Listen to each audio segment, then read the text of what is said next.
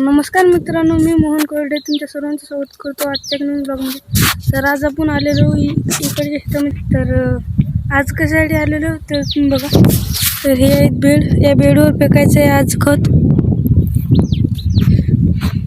आज मिरग लागलेला आहे तरी फेकून द्यायचं आहे खत याच्यामध्ये, या बेडच्या मधामध्ये. तर बघा तुम्ही पुढे व्हिडिओमध्ये. जे कोणी आपल्या या चॅनलवर नवीन असेल त्यांनी सबस्क्राईब करा आणि लाईक सुद्धा करा. तर या शेतामध्ये बेड पाडताना आता तुम्ही बघितलेच आहे. मागील व्हिडिओमध्ये मी व्हिडिओ टाकलेला आहे बेड बनवताना.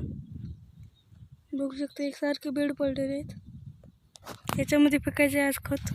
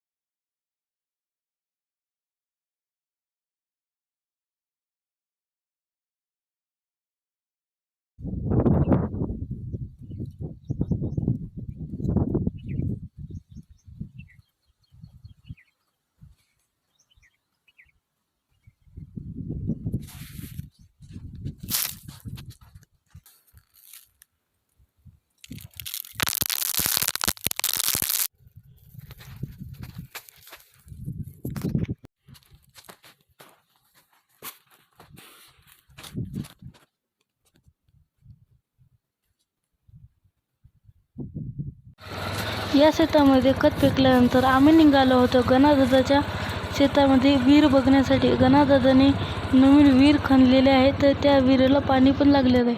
त्यासाठी ती विहीर बघायला चाललेलो होतो. त्यानंतर विहिरीवर आलो. त्यानंतर बघू शकता मशीन आहे उभी एक साईडला. हातात धरतो आपण मोबाईल.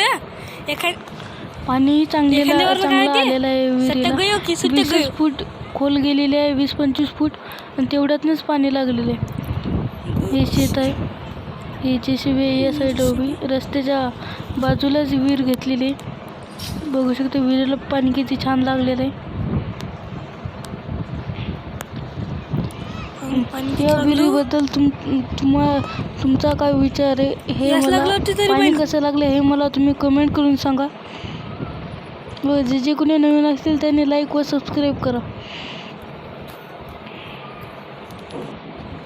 त्यानंतर बघू शकता मग JCB होती. JCB नाही म्हणू शकणार आपण तिला, ती कोकलँड आहे. मी तर JCBच म्हणणार. बघू शकता पाणी.